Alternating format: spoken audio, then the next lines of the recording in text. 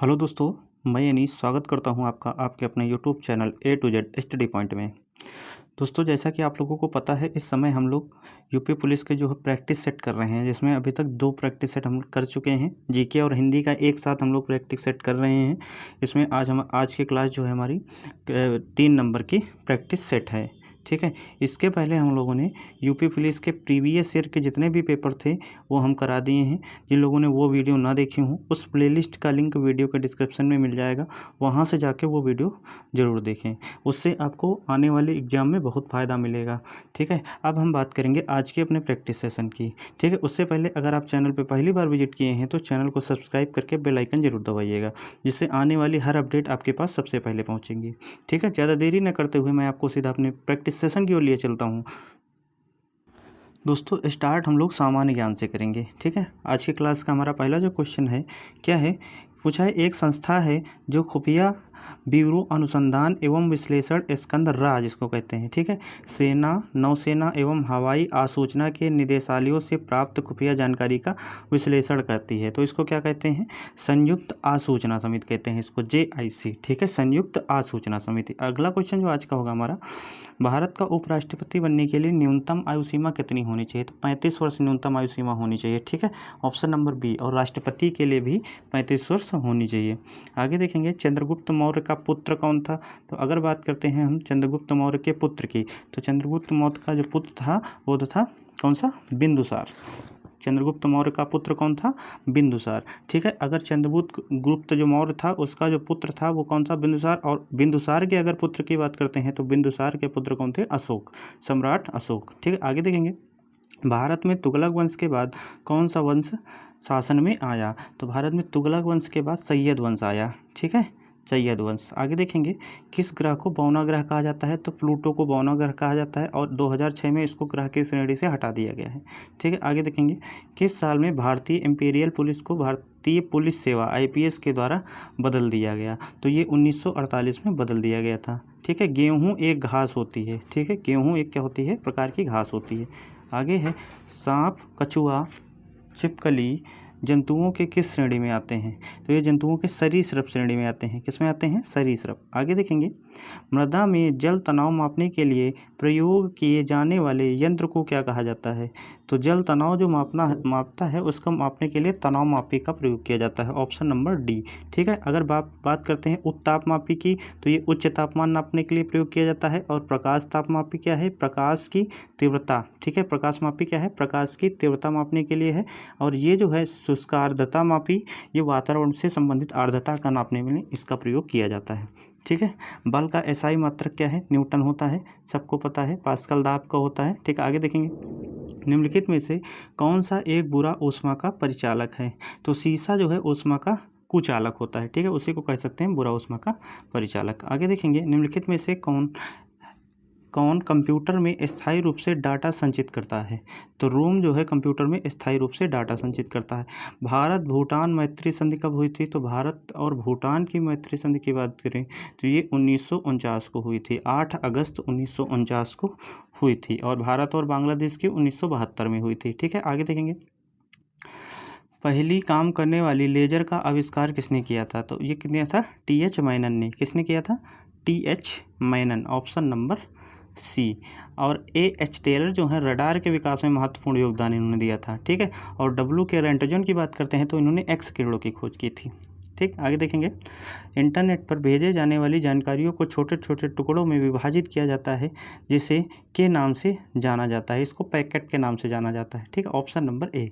आगे देखेंगे, दी sell out नामक पुस्तक के लेखक कौन है? तो दी सेल आउट नामक पुस्तक के लेखक जो हैं पाल बेट्टी हैं। कौन है? पाल बेट्टी। आगे देखेंगे, भारतीय संविधान में कितने मौलिक अधिकार उल्लिखित हैं? तो अब कितने हैं?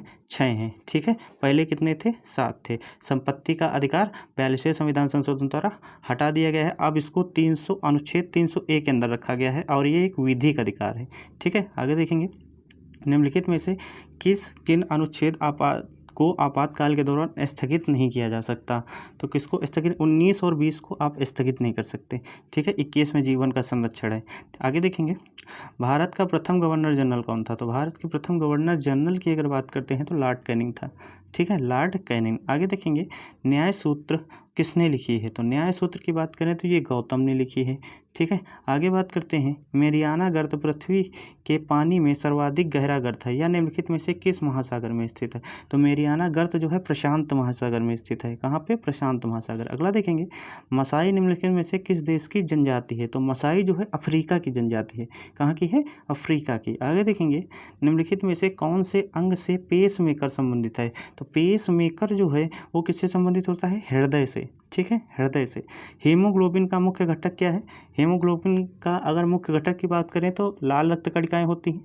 ठीक है, आगे देखेंगे, निम्नलिखित में से किसकी कमी के कारण एनीमिया होता है? तो एनीमिया किसकी कमी के कारण होता है? आयरन, लोहा की कमी से एनीमिया होता है। आगे देखेंगे, प्रतिध्वनि सुनने के लिए न्यूनतम दूरी कितनी मीटर होनी चाहिए? तो ये कितनी मीटर होनी चाहिए? 17 मीटर। ठीक है, 17 मीटर। आगे देखेंगे, एक श्याम पट्ट रंग में काला क्यों दिखाई देता है? ठीक, क्योंकि यह सारे रंग अवशोषित करता है। ठीक, क्या करता है? ये सारे रंग जो है अवशोषित करता है। आगे देखेंगे हम लोग, निम्नलिखित में से कौन सा संगणक या कंप्यूटर का मुख्य निकाय है? तो मुख्य निकाय इसका मदरबोर्ड होता है। ठीक है, मदरबोर्ड जो होता है इसका मुख्य निकाय होता है। अब बात करें सूखी बर्फ या ड्राई आइस जिसको कहते हैं, उसको क्या होता है? ठोस कार्बन डाइऑक्साइड होती है। Option number A. ठीक है, अगला जो क्वेश्चन होगा हमारा, निम्नलिखित में से कौन जटिल पौष्टिकता स्तर को दर्शाता है? तो जटिल पौष्टिकता स्तर को पारिस्थितिकी तंत्र दर्शाता है। Option number C. आगे देखेंगे, एक्स किरणों की खोज मिल गई। अभी पीछे बताया था WC रोंटगेन ने। ठीक है, एक्स किरणों की खोज की थी। कब की थी? 1895 में। कब की? 1895 में। आगे देखेंगे, निम्नलिखित में से कौन सा चुंबकीय क्षेत्र का मात्रक नहीं है? तो चुंबकीय क्षेत्र का मात्रक की अगर बात करें तो वेबर प्रति मीटर स्क्वायर भी है, गॉस भी है। ये गॉस है यहाँ पे। ठीक, गैस नहीं है, गॉस है। गॉस इसको ऐसे लिखते हैं। ठीक है, गॉस। और ये टेस्ला भी है, ये वेबर नहीं है। ठीक है, तो इसका राइट आंसर कौन सा होगा? सी।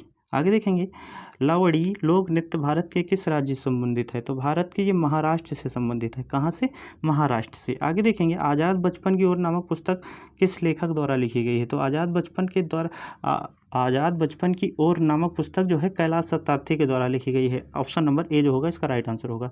आगे देखेंगे, किसी बिंब से प्रकाश किरणें किसी पृष्ठ पर गिरती हैं तथा पूर्णतः विसरित ढंग से परावर्तित हो जाती हैं। आप इस बिंब के प्रतिबिंब की प्रकृति के बारे में क्या कह सकते हैं? तो इसमें क्या कह सकते हैं? कोई प्रतिबिंब बनेगा नहीं। ठीक है, क्या बनेगा? कोई प्रतिबिंब नहीं बनेगा इसमें। आगे देखेंगे, सम्राट अशोक किसका उत्तराधिकारी था? तो सम्राट अशोक बिंदुसार का उत्तराधिकारी था। अभी हमने बताया था बिंदुसार का जो पुत्र कौन था? अशोक था। ठीक है, बिंदुसार का पुत्र कौन था? अशोक था। ठीक है, और ये बिंदुसार जो है ये किसका पुत्र था? तो ये चंद्रगुप्त मौर्य का पुत्र था। और बिंदुसार की अगर बात करते हैं तो इसको अमित्रघात भी कहते हैं। ठीक है, अमित्रघात। आगे देखेंगे, किस वस्तु का अधिकतम भार किस स्थिति में होगा? वस्तु का अधिकतम भार जो है पृथ्वी के ध्रुव पर होता है। ठीक है, आगे देखेंगे, निम्नलिखित में से क्या प्रकाश संश्लेषण में महत्वपूर्ण भूमिका निभाता है? तो क्लोरोप्लास्ट जो होता है प्रकाश संश्लेषण में महत्वपूर्ण योगदान करता है। हरित क्रांति का सर्वाधिक प्रभाव किसमें देखा गया? तो हरित क्रांति का सर्वाधिक प्रभाव जो है गेहूं में देखा गया था। बैंक दर क्या है? बैंक दर सबको पता है क्या होती है? वह दर जिस पर केंद्रीय बैंक जो है छोटे छोटे बैंकों को ऋण देता है। तो ऑप्शन नंबर ए जो होगा इसका राइट आंसर होगा। ठीक है, अब हम लोग हिंदी की बात करते हैं। हिंदी की बात करेंगे, ये हमारे मैथ्स के कुछ क्वेश्चन हैं, इनको हम अपने अगले वीडियो में करेंगे। मैथ्स के क्वेश्चन हम लोग अलग कर रहे हैं। जो लोग प्रीवियस ईयर मैथ्स के देखना चाहें तो प्लेलिस्ट में जाके वहाँ से मैथ्स के प्रीवियस ईयर देख सकते हैं। ठीक है, अब बात करते हैं हम हिंदी की। तो हिंदी जो है, आचरण की सभ्यता किसका निबंध है? तो ये सरदार पूर्ण सिंह का निबंध है। किसका है? सरदार पूर्ण सिंह का। आगे देखेंगे, जो वाणी द्वारा व्यक्त किया जा सके तो उसको क्या कहते हैं? अनिर्वचनीय। ठीक, अनिर्वचनीय। आगे देखेंगे, उत्साह किस रस का स्थायी भाव होता है? तो उत्साह जो है इसका वीर रस का स्थायी भाव होता है। ठीक है, करुण का शोक होता है, हास्य का हास होता है, श्रृंगार का रति होता है। आगे देखेंगे, आदिकाल में पहेलियाँ लिखने वाले कवि थे। तो पहेलियाँ लिखने वाले जो कवि थे वो कौन थे? खुसरो। ठीक है, कौन थे? खुसरो। आगे देखेंगे, टा वर्ग में किस प्रकार के व्यंजन हैं? तो टा वर्ग में अगर बात करें तो मूर्धन्य व्यंजन है। कौन से? मूर्धन्य व्यंजन। आगे देखेंगे, चौपाई छंद में प्रत्येक चरण में कितनी मात्राएं होती हैं? तो चौपाई में 4 चरण होते हैं, प्रत्येक चरण में 16 मात्राएं होती हैं। ठीक है, आगे देखेंगे, पेड़ से बंदर कूदा। ठीक, अलगाव का भाव यहाँ पे दिखाई दे रहा है, पेड़ से बंदर कूदा। ठीक है, तो अपादान से अलग होता है। तो ऑप्शन नंबर ए जो होगा इसका राइट आंसर होगा। आगे देखेंगे, श्रृंगार रस का स्थायी भाव पूछ लिया है तो क्या होता है?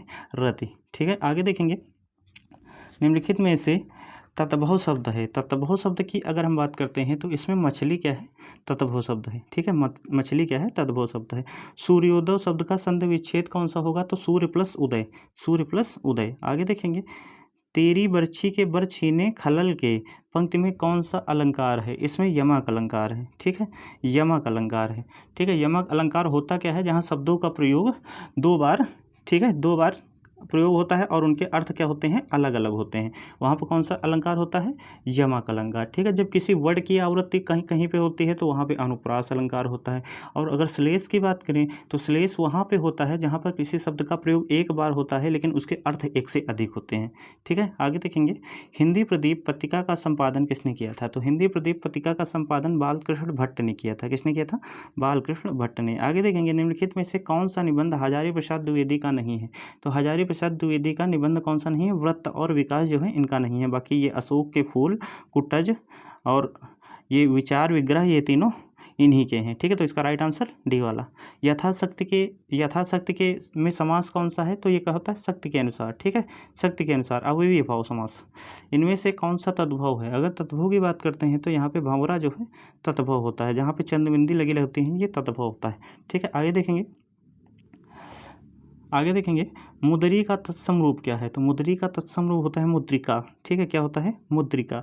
अगला जो है, मृगावती किसकी रचना है, तो मृगावती की अगर बात करें तो ये कुतुबन की रचना है, ठीक है, कुतुबन की रचना है। कब लिखा था, 1503 में इन्होंने इसको लिखा था, ठीक है। आगे देखेंगे, परमाल लासो किसके द्वारा रचित है, तो परमाल लासो की बात करते हैं तो ये जगनिक द्वारा रचित है, ठीक है, जगनिक द्वारा। अगला है, दुल्हिन गाँव मंगलाचार, हम घर आए राजा राम भरतार, ये किसकी पंक्तियां हैं, तो ये कबीरदास की पंक्तियां हैं। किसकी पंक्तियां हैं, कबीरदास की। आगे देखेंगे, आदिकाल के लिए वीर गाथा काल नाम किसने प्रस्तावित किया था, तो ये किसने, रामचंद्र शुक्ल जी ने प्रस्तावित किया था, ठीक है, आचार्य रामचंद्र शुक्ल जी ने। अगला देखेंगे, निम्नलिखित में से शुद्ध वर्तनी वाला शब्द है, तो ये जो शुद्ध वर्तनी वाला शब्द कौन सा है, अंतर्राष्ट्रीय, ठीक है, अंतर्राष्ट्रीय। आगे देखेंगे, आगे कुआं पीछे खाई का क्या अर्थ होता है, दोनों ओर मुसीबत होना, ठीक है, दोनों ओर मुसीबत होना। अगला जो प्रश्न है हमारा, रामचरितमानस की भाषा क्या है, तो रामचरितमानस जो लिखी गई थी वो अवधी भाषा में लिखी गई थी, ठीक है। अगला जो प्रश्न हमारा, उत्कर्ष शब्द का विलोम लिखिए, तो उत्कर्ष का जो विलोम होता है क्या होता है, अपकर्ष, ठीक है। उसके बाद जी हमारा 138 से 143 तक जो है हमारा पैसेज है, उसके बाद हम बात करेंगे 144 नंबर क्वेश्चन की। अपने क्वेश्चन नंबर 144 देखते हैं, इनमें से कौन सा शब्द जो है बहुवचन है, तो बहुवचन की बात करें तो पौधा एक वचन होता है, लड़का एक वचन होता है, पुस्तक एक वचन होती है, प्राण जो है वो आपका बहुवचन होता है, ठीक है। अगला देखेंगे हम लोग, पुल्लिंग शब्द यहाँ पे छांटना है, ठीक है। पुल्लिंग शब्द की अगर बात करते हैं तो कैमरा जो है यहाँ पे पुल्लिंग शब्द है, ठीक है, कैमरा जो है पुल्लिंग शब्द है। आगे देखेंगे हम लोग, दिए गए सभी प्रश्नों के शब्द युग में सही अर्थभेद का चयन करना है, ठीक है। अपेक्षा और उपेक्षा, ठीक है, अपेक्षा क्या होती है, किसी से आशा होती है, और उपेक्षा क्या होती है, तिरस्कार। तो इसका जो राइट आंसर होगा ये वाला होगा। आगे देखेंगे, केस और केस, ठीक है, पहला वाला जो केस होता है ये होता है मुकदमा, ठीक है, और दूसरा वाला केस जो होता है ये होते हैं बाल, ठीक है। इसका जो राइट आंसर सी वाला होगा। अगला वो क्वेश्चन जो है, चलते रहने से अच्छा है कि अब विश्राम किया जाए, ठीक है। तो ये कौन सा वाच्य है, यहाँ पे वाच्य पूछा है तो ये भाववाच्य है। कौन सा वाच्य है, भाववाच्य है। अगला जो प्रश्न है, जब वाक्य में क्रिया की प्रधानता होती है तो वहाँ क्या होता है, जब वाक्य में क्रिया की प्रधानता होती है तो वहाँ भाववाच्य होता है, ठीक है। जब कर्ता की प्रधानता होती है तो कर्तवाच्य होता है, जब कर्म की प्रधानता होती है तो कर्मवाच्य होता है। अगला जो क्वेश्चन है हमारा, कौन सा शब्द विशेषण है, तो विशेषण की बात करें तो काला जो है यहाँ पे विशेषण है। इस तरह से आज का सेट हम लोगों ने कंप्लीट कर लिया है। अगर आपको वीडियो अच्छी लगी हो तो वीडियो को लाइक करिएगा और चैनल को सब्सक्राइब करके बेल आइकन जरूर दबाइएगा, जिससे आने वाली हर अपडेट आपके पास सबसे पहले पहुँचे। धन्यवाद।